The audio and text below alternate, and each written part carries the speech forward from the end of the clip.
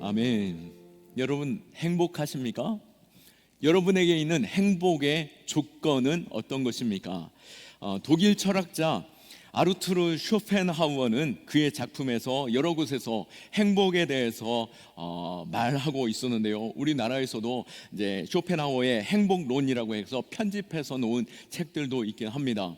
그의 저서 의지와 표상으로서의 세계에서는 행복한 삶의 몇몇 가지 조건들이 있는데, 이 쇼펜하우어가 생각하는 그 조건들은 바로 네 가지가 있었습니다. 이 네 가지가 있을 때 행복하다라고 말하는데요, 먼저는 바로 건강이었습니다. 여러분 건강하십니까? 바로 이것이 행복의 조건이죠. 왜 건강이겠습니까? 내가 건강을 잃어버리게 되면 아무리 많은 돈이 있고 또 나를 사랑하는 사람이 있고 또 나로 하여금 많은 관계들이 맺혀졌다 할지라도, 물질에 많은 소유가 있다 할지라도 그것을 누리지 못하게 되는 것이죠. 그러기에 우리는 건강을 매우 관심을 가지고 또 건강을 지키려고 노력을 합니다. 바로 행복의 조건 첫 번째로 건강을 말하였고요, 쇼펜하우어의 두 번째 행복의 조건이라면 바로 물질의 소유입니다. 물질이 어느 정도 가지고 있어야, 어느 정도 내가 돈을 가지고 있어야 내가 극심한 가난으로 인하여서 부족함거나 그로 인해서 불행에 빠지는 그 상황 가운데 놓여지는 것을 최소한으로 방지할 수 있는, 보장할 수 있는 그 정도의 물질의 소유는 최소한 있어야 한다라고 말하고 있죠. 또 행복을 위해서는 개인적인 관계가 잘 형성되어 있어야 한다라고 말합니다. 자신이 사랑하는 사람, 또 사랑받는 사람이 있을 때 비로소 자신의 삶이 행복하구나라고 하는 것을 느끼게 된다라고 하는 것이죠. 사람과의 관계 속에서 친밀함과 안정감을 가질 때에 그 사람의 만족도, 삶의 만족도가 높아지고 행복하게 됩니다. 이 세 가지를 생각해 보면 정말 그것이 있을 때 행복하겠구나. 건강, 또 어느 정도의 돈, 또 사람과의 관계, 그것이 있을 때 행복하고 그 정도면 되겠다라고 생각할 수 있었습니다. 그런데 여기에 쇼펜하우어는 하나를 더 붙였습니다. 그것은 바로 지적인 만족이었습니다. 바로 지적인 만족. 다른 것들은 다른 사람들이 볼 때 보이는 것들이었는데요, 이 지적인 만족은 자기 내면에 있는 것이었죠. 내 개인적으로 지식을 얻고자 또 수고하고 애를 쓰면서 많은 지혜를 얻으면서 행복해지고, 또 자신의 어떤 창의적인 노력을 하면서 그 결과를 보면서 만족해 하는 것, 그것이 그에게 있어서 매우 중요한 행복의 조건이었다라고 하는 것입니다. 대부분 우리는 어떻습니까? 눈에 보이는 것으로 만족하려고 하는 경향이 있죠. 그렇다면 내 내면의 만족을 위해서 우리 얼마나 수고하고 애를 쓰고 있는지 우리 자신을 생각해 보아야 할 것입니다. 요즘 젊은이들 인스타나 또 개인 SNS에 자신들의 삶의 모습을 사진으로 올려놓습니다. 어쩌면은 그 삶을 정말 그렇게 살고 있는가라고 살펴본다면 사진도 어떤 다양한 필터를 사용해서 자신의 얼굴도 진정 그 모습이 아니고, 또 자신의 삶에서는 피폐하고 또 가난하고 또 힘겨운 삶을 삶에도 이 사진 속에서는 너무나도 아름답고 많은 것들을 누리고 행복하게 사는 것처럼 보여질 때에 많은 사람들이 하트도 눌러주고 또 좋아요도 눌러주고 또 댓글에 당신은 참 행복하겠어요 라고 하는 그 뉘앙스의 댓글을 보면서 너무나도 만족해하는 것이죠. 그런데 사람들이 관심이 없고 또 그 댓글조차도 비난하는 댓글이 붙는 순간 그 젊은이들 가운데 내면의 상처를 받고 때로는 그 삶조차, 자신의 전체의 삶조차 포기해버리는 경향들을 만나게 되는 것, 우리는 매우 안타까운 모습을 보게 되는데요, 그런 면에서 우리는 행복은 눈에 보여지는 것도 있겠지만 내면의 건강함, 그것이 우리의 행복을 좌우한다라고도 우리는 살펴볼 수 있는 것이죠. 우리 내적인 건강을 위해서도 우리가 수고하고 애를 쓰는 모습들도 우리 안에 발견될 수 있기를 원합니다. 사실 우리의 영혼, 그것은 육체를 통제하는 그 힘이 영혼에 있다라고도 볼 수 있죠. 물론 세 가지로도 말할 수 있습니다. 영, 육, 혼으로 얘기하기도 하겠지만 오늘은 두 가지로 표현해 보고 싶습니다. 영적인 생각과 또 육신적인 삶, 내면의 사람과 외면의 그러한 사람들 있는 것이죠.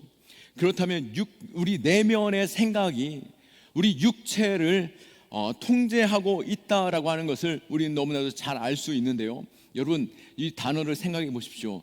레몬 어떻습니까? 딸기 어떻습니까? 파인애플 어떻습니까? 이 단어들을 생각해 보아도 우리는 금방 내 몸에 군침이 내 입술 내 안에 이렇게 침이 돈다라고 하는 것을 경험할 수 있습니다. 이 파블로프의 개의 실험에서도 땡땡땡땡 종을 치면서 개에게 사료를 주게 되면 나중에 땡땡땡땡 종만 쳐도 개는 침을 흘리게 되는 것처럼 어쩌면 우리의 내면의 것이 우리의 육체를 좌우한다, 통제한다라고도 표현할 수 있는 것이죠. 그렇게 성경 잠언 4장 23절에는 이렇게도 말하고 있습니다. 모든 지킬 만한 것 중에 더욱 내 마음을 지키라. 생명의 근원이 이에서 남이니라 라고 말씀하고 있습니다. 오늘 본문에서도 사도 바울은 겉사람과 속사람을 구분하여 얘기하는데요. 겉사람도 중요하겠지만 그가 더 강조하고 있는 것은 속사람의 강건함, 16절 말씀에 속사람을 성령의 능력으로 강건케 하라라고 요청하고 있는 것이죠.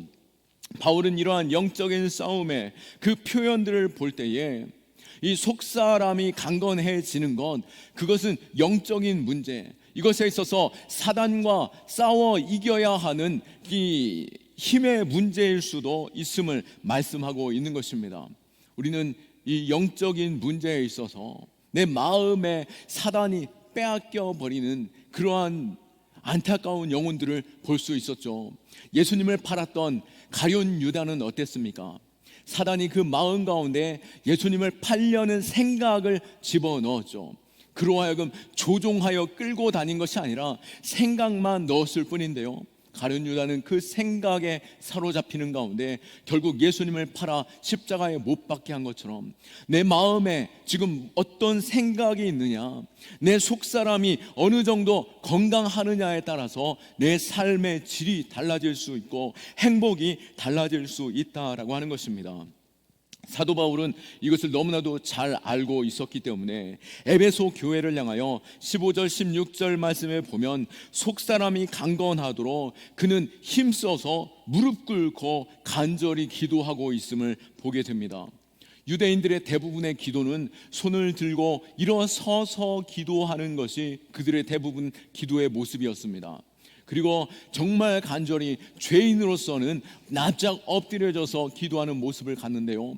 그런데 간혹 정말 엎드려서 무릎을 꿇고 그 무릎 사이에 얼굴을 집어넣고 간절히 구하는 기도들이 있습니다.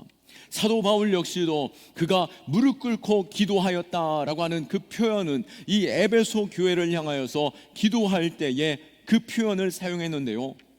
사도 바울이 지금 어디에 있습니까? 감옥에 있죠. 팔레스타인 지역의 일기가 크게 변하는 것처럼 그 감옥은 대리석 바닥으로서 실내는 너무나도 차갑고 그 대리석도 얼음장 같은 것이죠. 거기에 무릎 꿇고 엎드려 간절히 기도할 때에 무엇을 놓고 기도하겠습니까?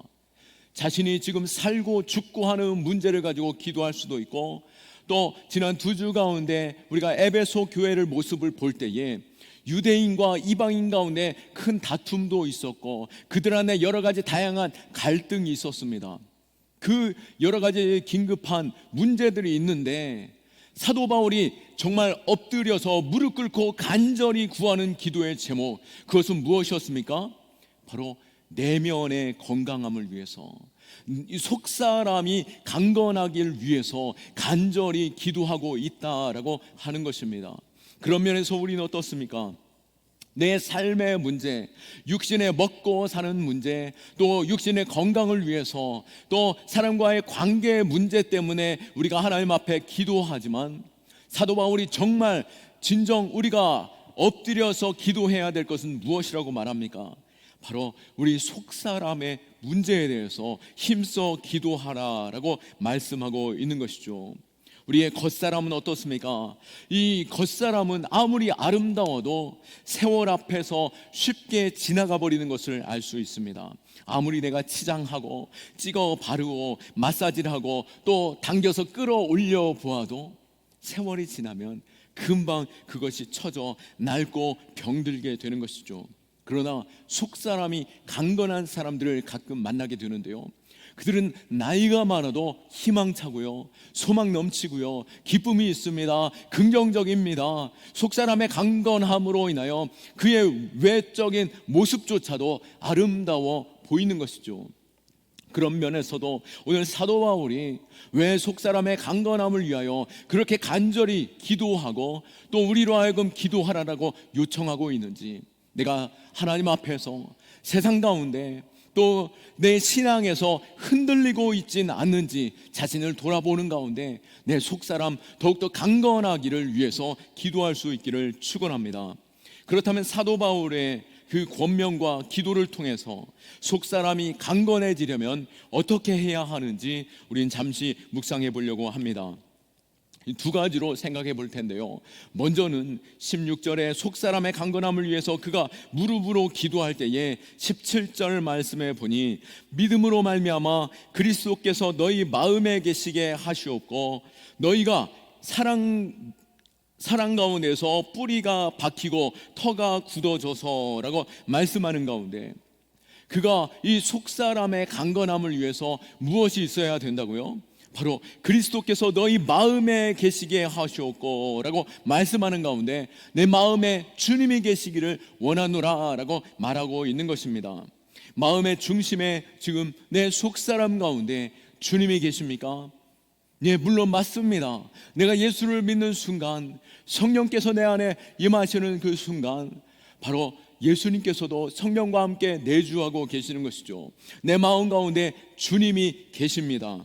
그런데 오늘 여기서 예수님이 계신다라고 표현하고 있는 이 계시다라고 하는 이 단어, 원어상의 의미로는 크게 두 가지의 뜻이 있는데요, 바로 손님으로서의 그 마음 가운데 찾아와 계시는 모습이 바로 계신다라고 하는 이 단어이고, 또 다른 단어는 주인으로 그 집에 거한다라고 하는 단어로서 계신다라고 하는 단어가 있습니다.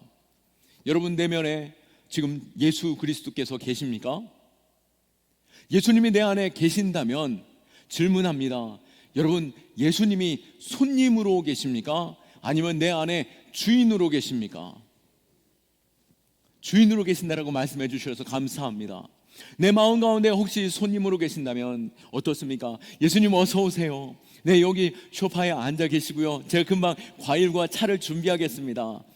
예수님 잠깐 앉아 계세요. 제가 금방 준비해 올게요. 그 문은 열지 마시고요. 그 문은 제가 아직 정리가 안 됐어요 라고 말하면서 예수님을 그냥 소파에, 내 마음 한 구석에 한 자리에 그냥 앉혀만 계신다라고 한다면, 또 예수님 우리 아들 딸들은 아직 조금 먼 것 같습니다. 그들 마음 가운데 그들 방까지 들어가기는 조금 어렵습니다. 그냥 잠깐 계시면 좋겠습니다 라고 하는 것은 예수님을 손님으로 내 삶에 초청한 것이죠. 그러나 신실한 신앙인은 어떻습니까? 예수님께서 내 마음 가운데 내 삶의 주인으로 초청하는 것입니다. 그래서 주인이 원하시는 대로 내가 순종하게 되는 것이죠. 아무리 주님께서 내 방바닥에 장판을 들어 올린다 할지라도 내가 부끄럽더라도 주님께서 원하신다면 열어보십시오. 그 구석방, 그 창고 같은 방도 들어가도 좋습니다 라고 내어드리는 것, 바로 주님이 주인 되시는 것입니다. 로버트 멍어라고 하는 작가의 소책자가 있는데요, 우리 기독교 신앙에 있어서 고전과 같은 책인데요, 내 마음은 그리스도의 집이라고 하는 책입니다.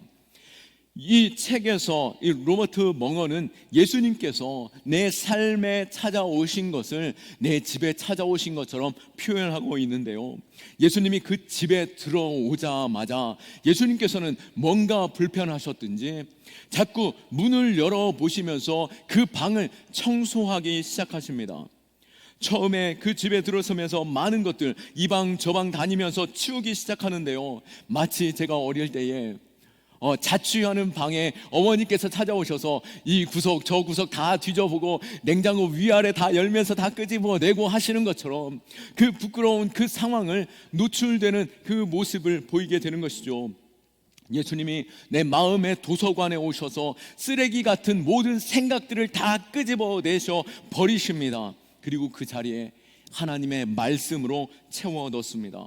부엌에 들어가 세상적인 메뉴로 짜여진 더러운 욕망들을 발견하셔서 그것을 꺼내 집어 던져버리시고 그 자리 가운데 예수님의 겸손과 사랑과 온유함으로 채워 넣으십니다. 부엌을 지나 식구들이 모여있는 그 교제하는 거실에 들어서자 그곳에서 세상적인 친구들을 내어 쫓으시고 또 육체적인 쾌락과 또 이 세상의 즐거움들의 그 게임들을 버리시고 옷장 속에 숨겨져 있는 죄악들을 모두 꺼내어 버린 후에 이 모든 것들을 다 치운 후에 주님께서는 그래서야 그 부엌의 찬장까지 다 청소하신 후에 비로소 마음이 편안해지셨는지 소파에 앉으셨고 나와 교제하시는 그 친밀함에 들어가셨음을 보게 되는 것이죠. 우리는 어떻습니까? 예수님이 내 마음에 찾아왔을 때 내 마음의 그 구석방도 예수님께 열어드리고 그 더럽고 추한 그 창고 같은 혹은 내 옷장 가운데 숨겨두었던 그 더러운 것들을 다 예수님 앞에 맡겨드리고 또 내 삶의 그 한 구석마저 주님께 맡겨드리는 가운데 주님의 인도함을, 주님이 나의 주인 되심을 고백하며 따르고 계십니까? 주인이 내 삶의 주인 되실 때에 주님의 놀라운 능력이 우리의 삶에 나타나는 줄 믿으시기 바랍니다. 식당도 주인이 바뀌면 그 식당의 맛도 바뀌고 또 그 식당의 분위기도 바뀌고 똑같은 종업원처럼 보이는데 그 종업원의 분위기도 때깔도 달라지는 것이죠. 마찬가지로 백종원 씨가 그 식당에 들어오면 그 식당의 주인도 좋고 또 식당에 찾은 손님들도 얼마나 좋은지 우리는 방송을 통해서도 보는 것처럼 내 삶의 주인이 예수님으로 바뀌셨다라고 하는 순간 내 삶은 완전히 달라지게 되는 것이죠. 성경의 가나의 혼인잔치를 기억하십니까? 요한복음 2장에 볼 때에 예수님이 그 집 안에 조용히 계실 때에 그 즐거운 잔치가 포도주가 떨어지게 되었고 이제는 그 잔치가 끝나버리는 그 상황 속에 놓여졌지만 예수님을 그 잔치의 주인으로 모시고 예수님이 주인 되심으로 맡기시는 모든 일에 있어서 시키시는 그대로 순종하며 나아갔을 때에 물을 떠서 나르니 그 물이 지금까지 비교할 수 없는 가장 좋은 포도주로서 그 잔치가 더욱더 깊어지고 절정에 이르는 잔치가 된 것처럼 우리의 삶에 주님이 오실 때에 복되고 행복하고 주님이 주인 되실 때에 놀라운 능력이 우리 안에 일어나게 될 줄 믿습니다. 풍성한 삶을 원하십니까? 충만한 삶으로 소원하고 계십니까? 그렇다면 내 모든 삶에 사업과 사역과 또 자녀 양육과 내 인생의 비전조차도 주님 앞에 맡겨드리고 주님께 귀 기울여 주님을 따르는 자 될 수 있기를 축원합니다. 잠언 3장 5절에서 6절 말씀 보니 너는 마음을 다하여 여호와를 신뢰하고 내 명철을 의지하지 말라. 너는 범사의 그를 인정하라. 그리하면 내 길을 지도하시리라 라고 말씀한 것처럼 모든 범사의 주 하나님을 인정하고 주님을 신뢰하고 주님을 의지할 때 우리의 길을 인도하시는 주로 우리는 복되고 풍성하고 충만한 삶을 누리게 될 줄 믿습니다. 또한 우리가 속사람에 강건케 되어짐, 그것은 어떻게 가능합니까? 사도 바울은 우리가 주님의 넘치는 사랑을 알기 원한다라고 말씀하고 있습니다.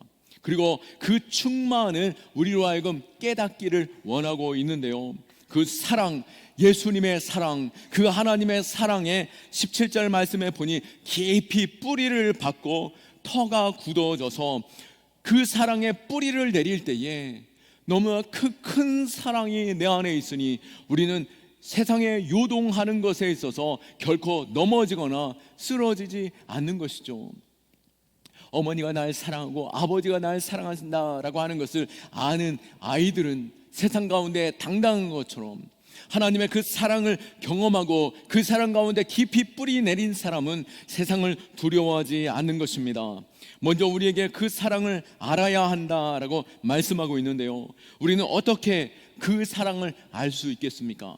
하나님의 사랑을 우리의 지식으로는 다 알 수 없겠죠. 하나님의 그 무한하시고 그 깊고 넓은 그 사랑을 우리가 어떻게 다 이해할 수 있겠습니까? 그런데 그 사랑을 알도록 간절히 기도하고, 사도 바울은 우리가 알 수 있도록 간절히 기도하고 있습니다.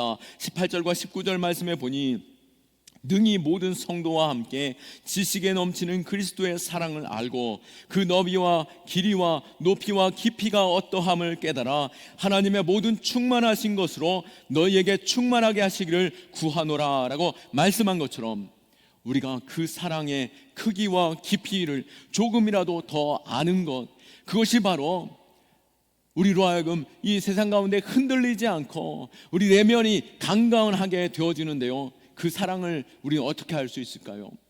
그 사랑이라면 어쩌면 십자가를 통해서 우리는 조금이라도 알 수 있습니다.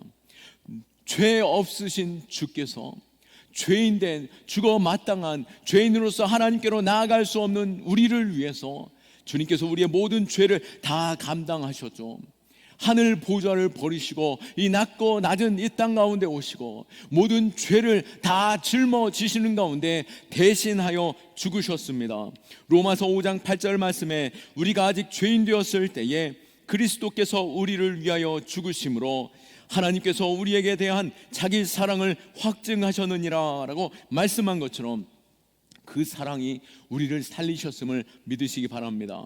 물론 우리가 이것을 다 알지 못합니다. 우리가 하나님의 그 깊은 사랑, 그 넓은 사랑, 그 높고 또 그 넓은 그 사랑을 어찌 우리의 지식으로 다 알 수 있을까요? 우리가 돌고래가 사람을 잘 알 수 있을까요? 우리가 돌고래가 사람을 알게 하려고 한다면 사람이 돌고래의 말을 할 수밖에 없습니다.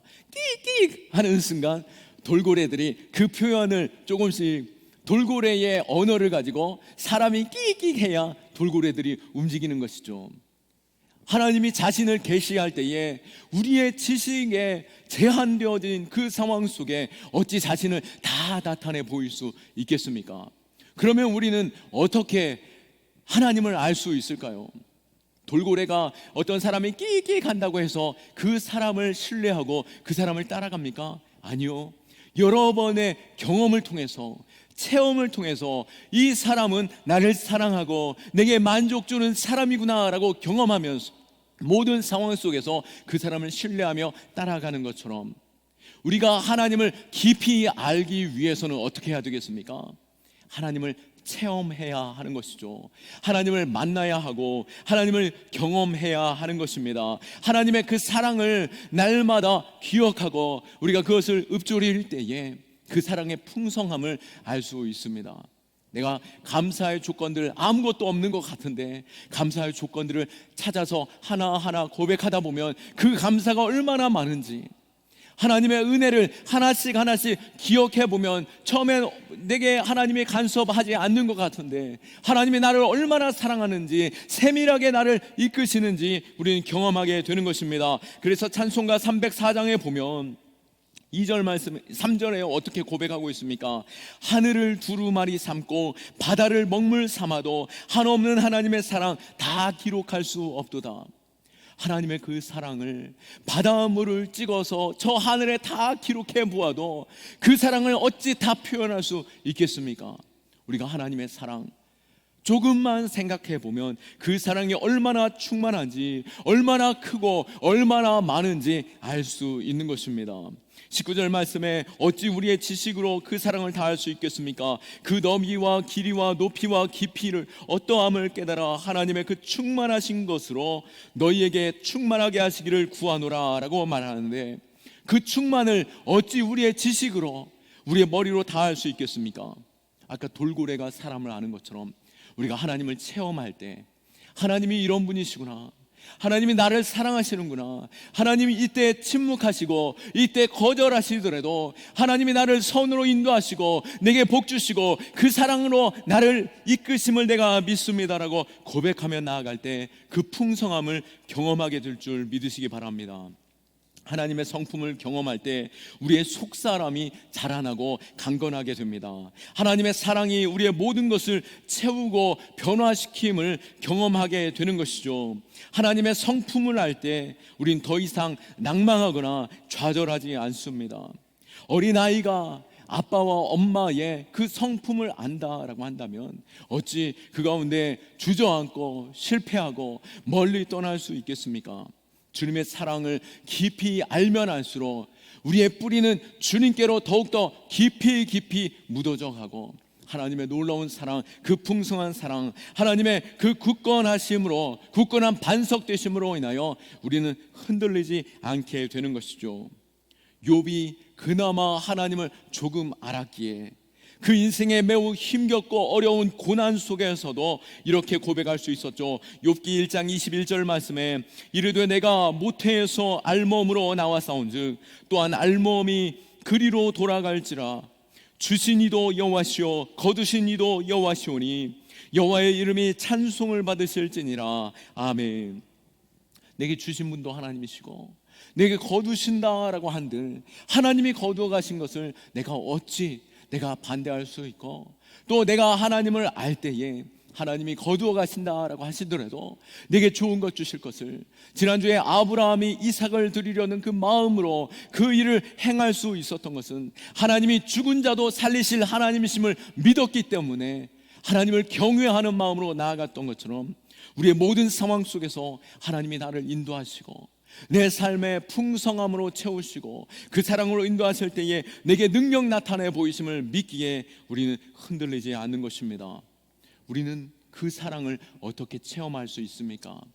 우리 자녀들이 아버지 하나님의 그 사랑을 어떻게 체험할 수 있고 세상 사람들이 하나님의 그 크심을 어떻게 경험할 수 있을까요? 그것은 아마 오늘 사도 바울이 에베소 교회를 향하여 무릎 꿇고 간절히 기도한 것처럼 그 기도를 통해서 하나님의 성품을 알게 되는 것이죠.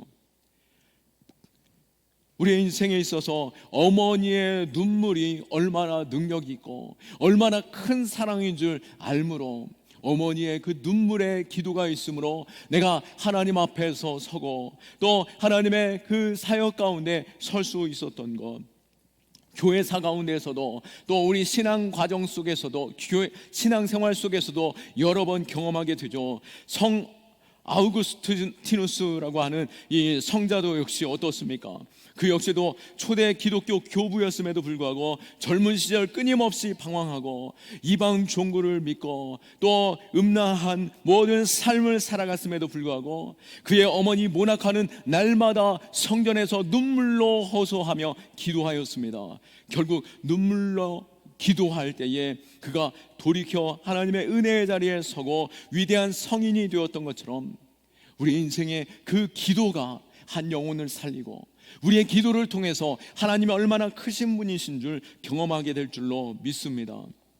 오늘 감옥에서 그 차가운 대리석에서 무릎 꿇고 간절히 기도했던 것처럼 우리 역시도 내 자녀를 위해서 또 교회를 위해서 또 성도를 위해서 힘써 기도할 때에 하나님의 그 사랑과 그 능력이 그 삶에 경험되어지고 하나님의 사랑을 알므로 그 내면이 더욱더 성숙하여지고 또 그들 또한 하나님 앞에 겸손히 나아가 기도하며 그 풍성함을 경험하게 될 줄로 믿습니다. 기도하기 좋은 계절이죠.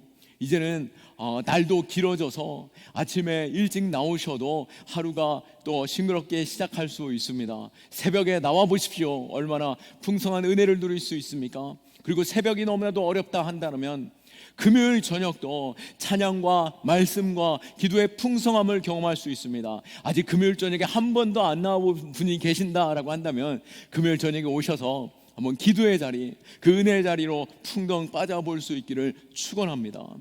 우리가 이 하나님의 그 풍성함을 알고 하나님의 그 기쁘심을 체험할 때 우리는 견고히 서는 것이죠. 말씀을 마칩니다.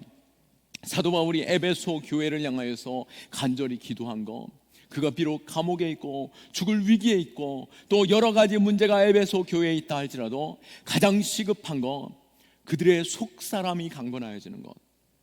우리에게 있어서도, 어쩌면 내게 있어서도 가장 시급한 것, 내 속사람이 강건해져야 하는 것, 그것이 아닌가 우리 자신을 돌아보며, 우리 속사람이 강건할 때에 사도 요한 역시도 믿음의 성도를 위해서 간절히 기도하며 이렇게 고백했죠. 요한 3서 1장 2절 말씀에 사랑하는 자여 내 영혼이 잘됨같이 네가 범사에 잘되고 강건하기를 내가 간구하노라 라고 고백한 것처럼, 우리의 영혼이, 우리의 속사람이 잘 될 때 범사가 잘 되고 강건케 되어지는, 내 육신조차도 건강해지는 그 은혜가 있는 줄 믿습니다. 내 마음의 주인으로 주님을 초청하고 주님 앞에 내 삶을 맡기고 또 주님의 그 사랑을 날마다 경험하며 뿌리를 깊이 내려 흔들리지 않는 저와 여러분 다 될 수 있기를 예수 그리스도의 이름으로 축원합니다. 아멘. 우리 하나님께 영광의 박수 올려드립니다.